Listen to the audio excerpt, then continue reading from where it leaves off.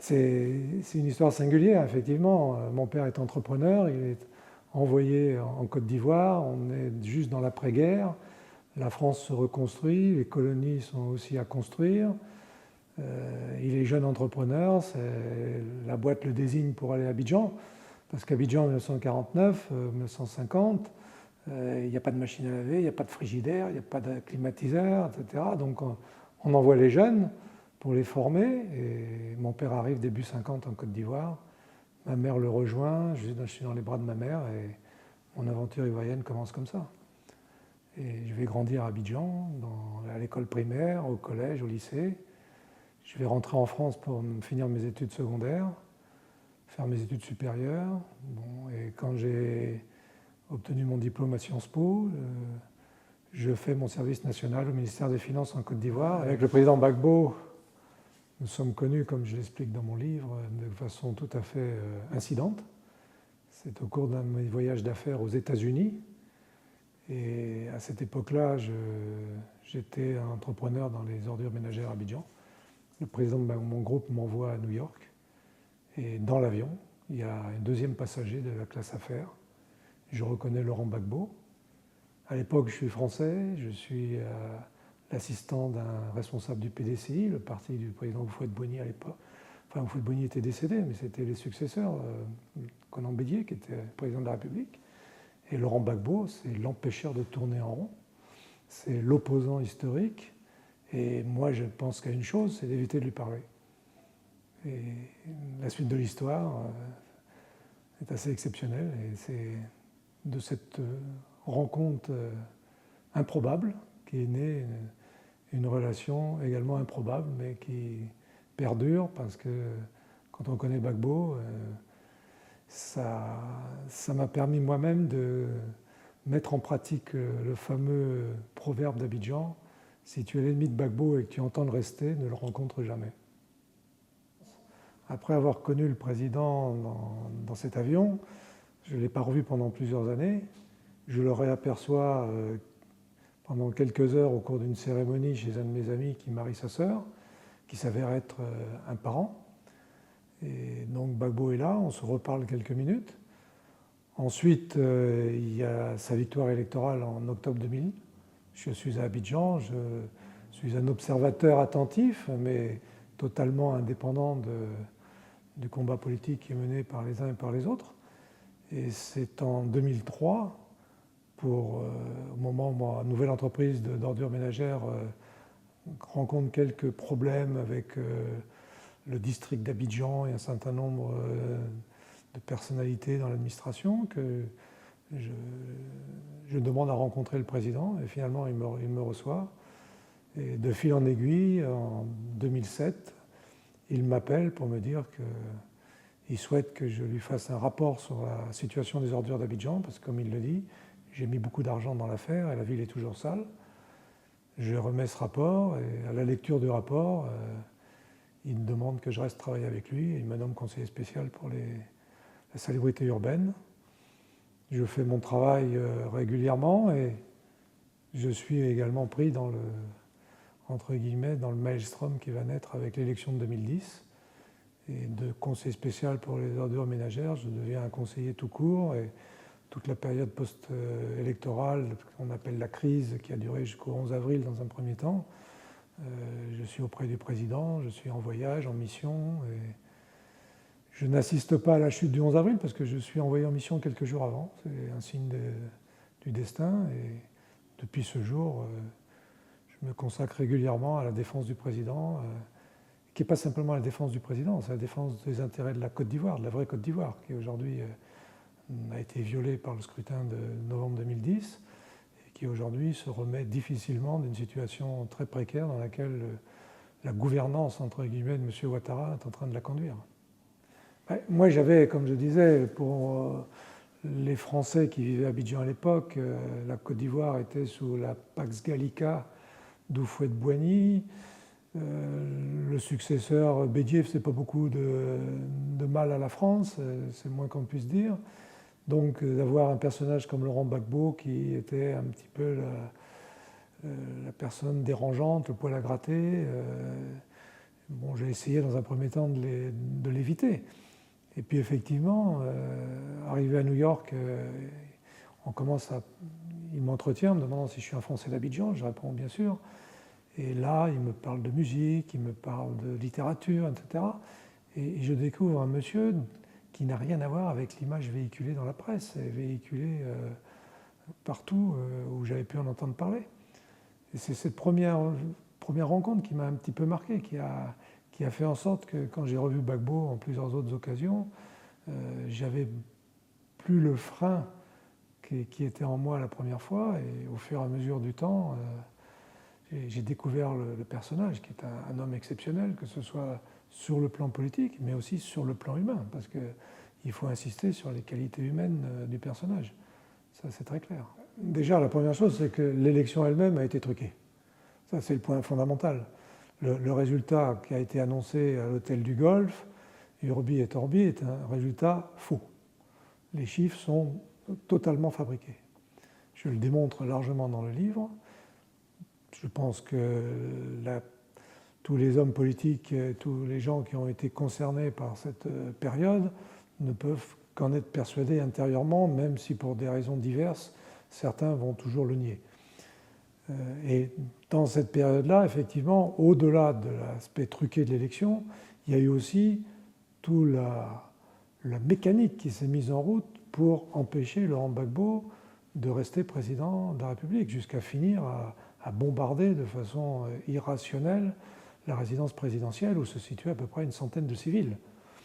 Et dans cette période-là, il y a eu en effet tout un certain nombre d'efforts à travers l'Union européenne, parce que la France a voulu habiller ce combat d'une légitimité internationale, si on peut dire, et l'Union européenne a été appelée à la rescousse, entre guillemets, pour sanctionner violemment la Côte d'Ivoire. Je prendrai simplement l'exemple des médicaments. Le blocage du port d'Abidjan a fait en sorte que les médicaments ne rentraient plus, que les gens ne pouvaient plus se soigner, les hôpitaux n'avaient plus rien. Et ça, ce n'était pas simplement les pro-Gbagbo, c'est toute la population ivoirienne qui en souffrait. Donc, et on s'est rendu compte, quand vous avez cité le nom de Maître Tchekaldi, en plusieurs occasions, il a fait des requêtes, que ce soit à la Cour de Luxembourg ou à la Cour de justice de la CEDEAO à Abuja, et on a eu des réponses qui étaient favorables à Laurent Gbagbo et à la Côte d'Ivoire à l'époque, mais ça a été occulté. Je cite dans mon livre une conclusion de la Cour de justice d'Abuja, qui est celle de la CEDEAO, la Commission des États de la Confédération des États d'Afrique de l'Ouest, qui dit, au mois de mars 2011, qu'elle accepte la demande de M. Gbagbo et de l'État de Côte d'Ivoire, le recours qui a été formé à propos des élections. La requête est acceptée par la Cour, et la Cour demande à toutes les parties de ne pas s'engager plus avant dans l'affaire en attendant que la Cour ait statué. Et la Cour dit qu'elle va statuer le 9 mai. Il faut préciser les dates, c'est le 11 avril que Laurent Gbagbo a été enlevé. Donc même là, les instruments à la disposition de la Côte d'Ivoire et des États africains, parce que la Cour de justice de la CEDEAO, ce n'est pas simplement pour la Côte d'Ivoire, c'est un instrument interne de la CEDEAO, les décisions ont été foulées aux pieds. Il y a des entreprises nationales ivoiriennes qui ont obtenu la levée des sanctions par la Cour de justice européenne à Luxembourg. Donc tout ça, ça a été occulté. Et la cerise sur le gâteau, c'est le 31 mars 2011, l'armée française ayant réarmé les rebelles, les ayant réorganisés, ayant mis en route la descente sur Abidjan par 3 canaux, et ce qu'on appelait les 3 fuseaux. Le même jour, le Conseil de sécurité vote une résolution en demandant à toutes les parties la retenue pour éviter d'envenimer l'affaire. Donc c'est inimaginable. Là aussi, c'est la marque d'un homme d'État. Je le dis dans mon livre, à un moment donné, quand j'ai amené M. Denisot à Abidjan pour la fameuse interview politique qui était passée sur Canal+, j'avais fait ce que je décris comme une mission cachée. Je fais venir un haut fonctionnaire français, spécialiste du franc CFA, qui explique au président Gbagbo, dans un entretien où nous étions tous les trois, comment la Côte d'Ivoire peut facilement sortir, étant donné qu'elle représente pratiquement la moitié de la masse monétaire de l'UMOA et qu'elle peut par elle-même avoir sa monnaie sans aucune difficulté. Le président Gbagbo l'arrête en route et lui dit « c'est tout à fait possible, mais aujourd'hui nous sommes dans une situation où effectivement la Côte d'Ivoire a cette capacité elle-même, mais elle a aussi une responsabilité en contrepartie, c'est qu'il faut penser aux petits États qui sont membres de cette union monétaire. » Et là, il nous cite la Guinée-Bissau de mémoire, en disant si nous quittons le franc CFA, le franc va s'effondrer et des pays comme la Guinée-Bissau vont s'effondrer totalement. Donc, sortir du franc CFA tout de suite, je dis non, par solidarité africaine. Sortir dans le temps, parce que ça sera la volonté populaire, je suis d'accord à partir du moment où le peuple l'impose. Et ce qu'il faut noter, c'est que quelques jours après cet entretien, le Conseil des gouverneurs et des ministres des Finances de la zone UMOA se réunit et vote le blocage des comptes de la Côte d'Ivoire. Et le ministre qui préside la réunion, c'est le ministre de la Guinée-Bissau. Le chapitre sur Madame Ouattara, il ne faut surtout pas le voir sous un œil people. Madame Ouattara a voulu s'imposer comme une femme, entre guillemets, politique dans le paysage ivoirien. Elle a manœuvré auprès du président Houphouët-Boigny, puisqu'elle a réussi à placer Alassane Ouattara, qui n'était pas encore son mari, mais de qui elle était très proche à l'époque. Elle a obtenu du président Houphouët qu'il devienne le Premier ministre de la Côte d'Ivoire, et ensuite elle s'est mariée avec lui. Mais ça a été le coup de maître décisif de sa carrière, entre guillemets, qu'elle avait commencé en arrivant jeune en Côte d'Ivoire, auprès d'un mari qui était beaucoup plus âgé qu'elle. Et effectivement, il y a une anecdote qui m'avait été rapportée il y a plusieurs années par un entrepreneur français qui vivait entre la Côte d'Ivoire et la France et qui avait participé à un barbecue avec des amis à lui, pendant lequel ce couple Folorou arrivait en Côte d'Ivoire. Et le monsieur Folorou ayant quitté la réunion dans l'après-midi, le dimanche, elle reste seule et elle dit aux convives qui restent autour de la table et qui étaient un petit peu abasourdis, parce que c'est une histoire qui date des débuts des années 80 et la personne qui me raconte ça me le raconte en 2012 ou 2013, donc c'est resté dans sa mémoire. Et quand elle dit, il m'avait expliqué à l'époque qu'il pensait que c'était ou le soleil ou le champagne, ou les deux réunis, elle dit aux uns et aux autres, à qui veut l'entendre, vous ne pensez tout de même pas que je vais passer ma vie avec un correcteur de copie. Et je pense que dans cette phrase, ça résume la volonté farouche de cette dame de s'imposer. Et je ne pense pas qu'à l'origine, elle ait voulu être première dame de Côte d'Ivoire. Elle voulait avancer dans la vie sociale, elle a eu des occasions, elle a connu un certain nombre d'hommes politiques et d'économistes ivoiriens. Elle a été l'amie d'Abdoulaye Fadiga, qui était gouverneur de la Banque centrale, qui avait un conseiller qui s'appelait Alassane Ouattara, ce qui a facilité leur rencontre. Elle a été très proche d'Houphouët-Boigny, c'est une chose évidente, et une proximité telle que j'ai retrouvé, c'est sans doute qu'une faible partie, un certain nombre de cadeaux, entre guillemets, faits par Houphouët-Boigny à l'époque, où on recense à peu près 24 millions de francs français qui sont versés sur les comptes bancaires de Mme Folorou en moins de 28 mois. Il y a même des fonds qui atterrissent sur les comptes de son frère à la même période. Elle acquiert un énorme appartement à Paris dans des conditions assez bizarres, pour le moins, que je relate dans le livre également, et sur lesquels on peut penser qu'on est proche de la catégorie des biens mal acquis. L'ACI, c'est une société, par exemple, qui gérait les biens d'Houphouët-Boigny. Houphouët-Boigny est mort le 7 décembre 2093. L'ACI gère toujours les biens immobiliers d'Houphouët-Boigny. Les gens qui s'intéressent à l'héritage d'Houphouët-Boigny aujourd'hui se posent la question, où sont les revenus de ces biens mis en gestion chez Mme Ouattara, et quid des impôts éventuels à payer sur ce genre de revenus qu'elle a perçus, puisque de 1993 à aujourd'hui, on n'a pas de trace de reversement à la succession indivise du vieux. Donc ça veut dire que Mme Ouattara aujourd'hui s'est accaparée, d'une façon ou d'une autre, tous les revenus de ses biens immobiliers. À elle de démontrer le contraire. Vous savez, le gouvernement Gbagbo, après Marcoussis, après l'accord de Ouagadougou en 2007, a toujours été composé pour l'essentiel d'opposants à Laurent Gbagbo. Au mois de février 2010, il est avéré que le président de la commission électorale a voulu introduire de façon frauduleuse pratiquement 500 000 faux noms dans la liste électorale.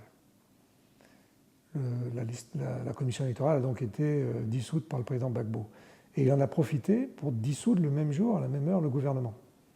Il a renommé immédiatement Guillaume Soro comme Premier ministre, parce qu'il voulait aller au bout du processus de l'APO, l'accord politique de Ouagadougou, mais il a demandé au RHDP, c'est-à-dire le mouvement d'opposition, l'organisation qui regroupait tous les partis d'opposition, y compris le PDCI, le RDR, de ne pas reproposer 4 ministres nominativement, disant vous pouvez mettre tous les noms que vous voulez, sauf ces 4-là.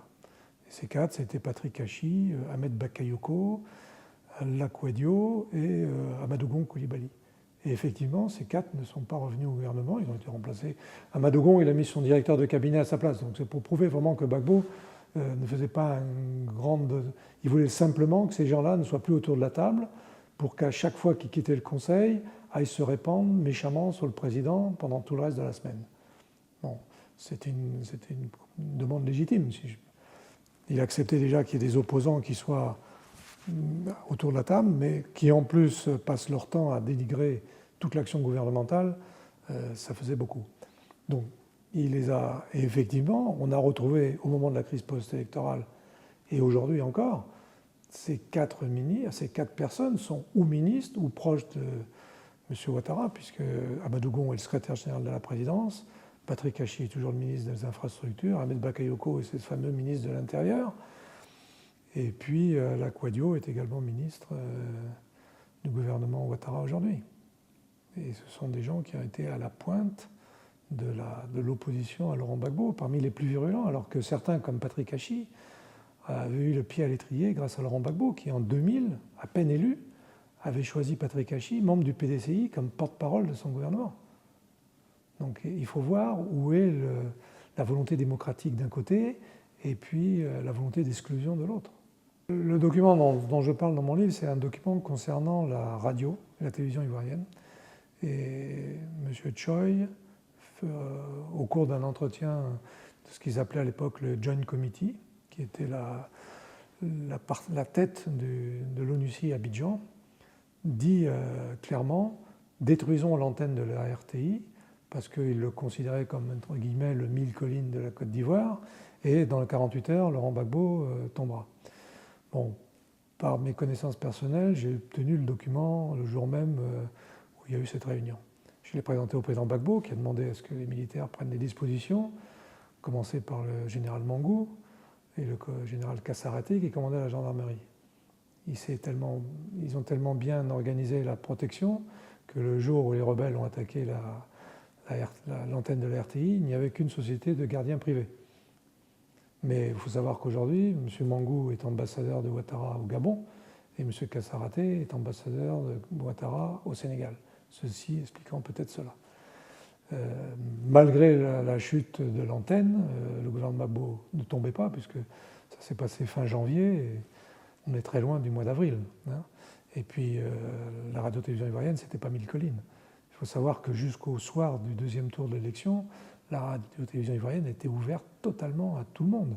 Il y avait même, je me rappelle, le directeur de la commission de contrôle audiovisuel qui venait tous les soirs à la télévision, son chronomètre en main, pour dire un tel a parlé plus que l'autre ou moins que l'autre. Et ce monsieur, qui avait joué un arbitre vraiment parfait pendant toute la période, a passé 18 mois en prison au nord de la Côte d'Ivoire à l'arrivée de M. Ouattara. Comme quoi la discrimination ne s'est pas faite. Et c'est simple, M. Choi, aujourd'hui, je ne sais pas quelle position il a aujourd'hui, mais je sais qu'après la crise, il a quitté l'ONUCI. Il s'est retrouvé VRP de luxe, si je puis dire, du groupe Hyundai, qui est coréen comme lui, et qu'il a obtenu la construction d'une centrale électrique dans la banlieue d'Abidjan. M. Jean-Marc Simon n'est plus ambassadeur. Il avait d'abord obtenu de Nicolas Sarkozy quelque chose qui n'a jamais existé dans l'histoire de la diplomatie française. Il a été nommé en Conseil des ministres, dans le même Conseil des ministres, à la fois au titre honorifique d'ambassadeur de France et de commandeur de l'ordre de la Légion d'honneur, ce qui, je peux vous le dire, dans le milieu diplomatique, a fait grincer beaucoup de dents, connaissant un petit peu la carrière, entre guillemets, de Jean-Marc Simon. Et Jean-Marc Simon aujourd'hui dirige un cabinet de consulting qui a ses entrées permanentes au palais présidentiel d'Abidjan. Ah ben vous savez, il y a toujours des gens qui... C'est l'appel d'une certaine façon de vivre, c'est l'appel de... La corruption fait beaucoup de choses et il faut rester fort. Et les gens faibles, il y en a beaucoup. Et les gens faibles... Des crises comme celle-là, ça permet aussi de trier un petit peu qui est qui et qui fait quoi. Si l'entrée de la prison de La Haye est une entrée libre, on aurait peut-être 1 million à 2 millions de visiteurs. Comme l'entrée de la prison, c'est une entrée très marquée, assez compliquée au niveau des démarches, et puis comme le président a aussi beaucoup de temps à passer à sa défense, en relation de sa défense, il n'y a pas beaucoup de gens qui vont le voir par rapport à ceux qui voudraient le voir, mais je remarque avec intérêt que dans la période actuelle, des gens qui étaient de l'autre côté en 2010 viennent le voir pour se référer à lui. Il y a quelques noms qui ont été cités dans la presse, de gens qui aujourd'hui sont candidats à la candidature. Et c'est la démonstration que le président Gbagbo est le lieu géométrique de la politique ivoirienne. Et qu'il ne se passera rien, comme a dit M. Konan Banny très récemment. On ne peut pas imaginer une réconciliation en Côte d'Ivoire sans Laurent Gbagbo. Et M. Banny a présidé la commission de réconciliation pendant 4 ans dans le régime Ouattara. Au début, c'était la loi du silence, d'abord parce qu'il y avait eu un accord tacite au minimum entre les différentes instances internationales de mettre une chape de plomb sur la réalité de la Côte d'Ivoire. Et puis au fur et à mesure, c'est un peu comme la goutte d'eau qui tombe sur la pierre, ça finit par laisser une trace. Et aujourd'hui, la trace laisse la place à une fêlure, et la fêlure va créer une cassure, et de la cassure sortira la vérité. Et je remarque qu'aujourd'hui, que ce soit dans les médias, que ce soit dans l'écriture, dans les livres qui sortent, au-delà de mon livre, qu'on peut considérer comme le livre d'un pro-Gbagbo, mais il y a des livres faits par des journalistes français qui décortiquent totalement la crise ivoirienne, et le plus récent, celui de Mme Fanny Pigeot, qui est journaliste d'investigation, je le considère un peu comme le tapis rouge sur lequel je peux faire marcher mon livre, parce qu'il reprend toute la crise ivoirienne, il présente les documents et montre la réalité de cette situation, ce qui aujourd'hui permet d'ouvrir certains yeux. Vous savez, ça va être c'est comme on sort d'une période un peu comateuse. Il y a toute une rééducation, il y a tout un paradigme à changer. Et en France, le gouvernement a changé, mais vous savez, il y a la continuité de l'État, il y a les fonctionnaires, il y a des habitudes acquises, il y a un certain nombre de choses. Et là, il faut continuer, persévérer, et on avance lentement mais sûrement vers la découverte de la réalité. Et j'en veux pour preuve certains journalistes que je vois à la télévision, par exemple. L'autre jour, je suivais un débat où certains journalistes avaient été extrêmement virulents contre Gbagbo en 2010 et commençaient à se poser aujourd'hui la question de qui a vraiment gagné l'élection. C'est un retournement fantastique. Le Conseil constitutionnel parle de la candidature dérivée qui serait dérivée du fait qu'il est président. J'en ai parlé récemment avec le professeur de droit constitutionnel Albert Bourgi, qui a eu un mot définitif, c'est un barbarisme juridique. On ne peut pas commenter au-delà, et les gens qui ont formulé ça, bon, je sais les conditions dans lesquelles le président du Conseil constitutionnel à Abidjan est placé. Il est dans l'obligation physique de donner cette issue favorable à la candidature de Ouattara, mais on foule le droit aux pieds. Et ça, pour les générations futures, c'est inadmissible. Parce que le problème, ce n'est pas simplement M. Ouattara, c'est que la Côte d'Ivoire est une nation qui se développe, qui est jeune. Et si les fondements de la nation sont biaisés par des actes de droit qui ne correspondent pas à la réalité, comment va-t-elle pouvoir se développer ? Comment les générations futures vont pouvoir accepter ? Il y aura toujours le fait acquis, M. Ouattara à l'époque, demain ce sera M. X, etc. À un moment ou à un autre, il faut parler de droit. Et je prends l'exemple de 1993, où déjà, M. Ouattara, à la mort du Houphouët-Boigny, avait essayé de contourner l'article 11 qui donnait M. Henri Konan Bédier comme successeur pour terminer le mandat du président Houphouët. Il a voulu créer un comité des sages et il avait approché Laurent Gbagbo à l'époque, qui était un des leader de l'opposition qui avait été candidat, le seul candidat dans l'histoire de la Côte d'Ivoire contre Houphouët-Boigny en 90. Et Laurent Gbagbo, c'est dans les journaux, avait répondu « Je n'aime pas Bédié, mais l'article 11 est clair. Toute autre analyse que celle que Bédié est président par l'article 11 ne serait qu'une tentative de coup d'État. » Par le droit, c'est le droit.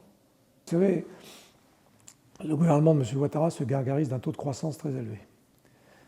D'abord, un taux de croissance, ça ne se mange pas, comme on dit.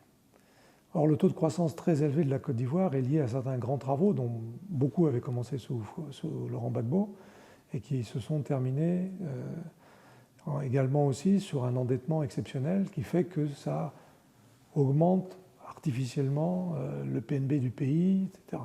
Mais en contrepartie de ça, la population ivoirienne ne voit rien venir.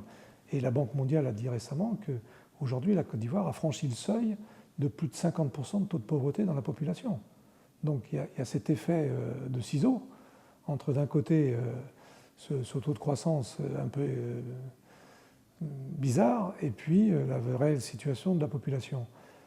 Au-delà de ça, il y a aujourd'hui, et ça c'est endémique, se développe une corruption, une prévarication que même le Haut Commissariat pour la bonne gouvernance en Côte d'Ivoire, une institution qui a été mise en place sous M. Ouattara, a remis récemment un rapport où elle s'inquiète des dérives dangereuses de la corruption. Donc même à l'intérieur du système, il y a des gens qui tirent la sonnette d'alarme. Et je crains le pire pour la période à venir, au niveau déjà de l'endettement du pays. Vous savez qu'en 2009, Laurent Gbagbo avait obtenu d'entrer dans le circuit, le processus du PPTE, qu'aujourd'hui M. Ouattara est en train de tirer les bénéfices de cette position qu'avait obtenue Laurent Gbagbo, et au-delà de ça, de réendetter le pays au-delà du raisonnable et au-delà de la situation dans laquelle elle était quand Laurent Gbagbo est devenu président. Donc, à tous les points de vue, la Côte d'Ivoire s'engage dans une route qui est extrêmement périlleuse, semée d'embûches, et qui va coûter beaucoup aux gouvernants qui vont suivre, parce qu'il y a un héritage qu'il faudra assumer d'une façon ou d'une autre. Et plus tôt cette façon de travailler du gouvernement Ouattara s'arrête, plus vite on pourra revenir dans une organisation et dans une mécanique beaucoup plus vertueuse pour remettre la Côte d'Ivoire sur des bons rails. Déjà, il est évident qu'en 2010, l'élection, comme je disais, a été truquée, mais elle a été truquée à deux niveaux. Déjà, au premier tour de 2010, il est clair aujourd'hui que le deuxième, derrière Laurent Gbagbo, c'était Henri Konan Bédié. Il a d'ailleurs à l'époque crié beaucoup qu'on lui avait volé 600 000 voix. Si on rajoutait 600 000 voix, il dépassait Ouattara. Et il y a eu une preuve, entre guillemets, de cette situation, c'est quand le fameux ambassadeur Jean-Marc Simon quitte la Côte d'Ivoire en 2012, il va rendre visite à Henri Konan Bédié et il a cette phrase terrible que personne n'a voulu relever réellement. Je remercie le président Bédié d'avoir accepté de ne pas aller au deuxième tour. Mais comment on peut accepter de ne pas aller au deuxième tour dans un système électoral? Ce sont les électeurs qui décident. Ce n'est pas quelqu'un qui choisit ou pas choisir et qui se retire derrière le... C'est donc la preuve, et M. Simon a manqué un petit peu de lucidité dans cette phrase, ou alors il s'est coupé, comme on dit. C'est-à-dire que donc effectivement, il y avait déjà eu cette situation en 2010. Aujourd'hui, de façon beaucoup plus importante, c'est l'essentiel du camp qui soutenait M.